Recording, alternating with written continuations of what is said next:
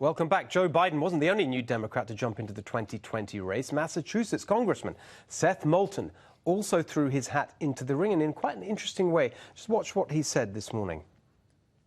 Well, look, I'm the only candidate in this race who actually gets single-payer health care because I made a commitment to continue getting my own health care at the VA when I got elected to Congress. And I can tell you plenty of stories about how my health care at the VA with this socialized government system is not great.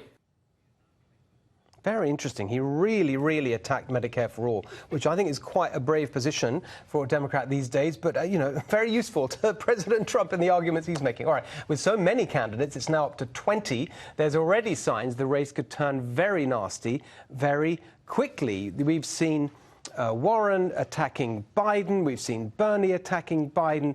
We've seen Pete Buttigieg attacking Bernie. I mean, it seems like they're all going for each other. What do we think? Well, none of them have to fear for their lives because Hillary Clinton is not in the race. So as far as that goes, they are far safer. Yes, they might be a war of words, but if Hillary Clinton was in the race, I would fear for every single one of them. Not so. At the end of the day, they'll all fall in line. But Right. none of them are, to me, none of them are really contenders. Biden, Kamala, I think those are the only two. The rest of them, flavors of the week. Yeah, I think it's just a VP race at this point. And I think it was smart of Moulton's name? Yes, okay. Of Moulton to, at least separate himself from the pack a little, because the last time I was on this show, I said, these guys are all going to have to out-left each other. So he's shifted more towards the center. Kamala is already doing that, by the way. So she's playing the long game. She's smart. But it was a good way to kind of separate yourself from the pack. But I think Tommy's exactly right. At the end of the day, every single one of these people is going to have to fall in line, just like Bernie had to do last time. Yeah.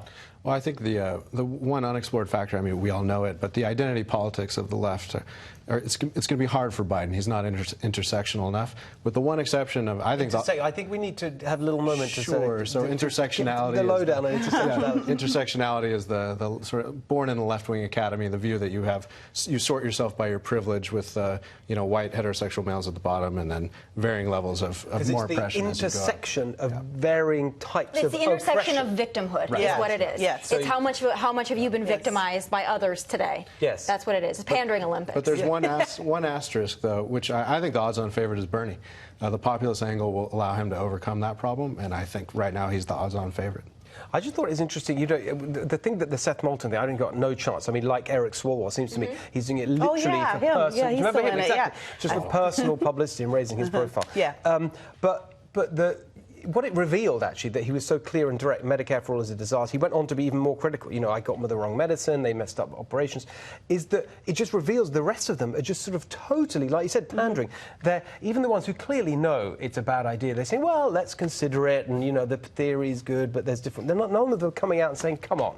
Well, that's why I think that Trump is still going to run away with this 2020, because we opened the show with this idea that Trump, the way he speaks is so attractive because he doesn't use that diplomatic, BS. It's just straight talk. And the Democrats still have not caught up to that yet. So yeah. I don't think it's attractive to the voter the way they're talking. And I think the voter, the same way they caught it in 2016, they'll get it in 2020 too. Last word.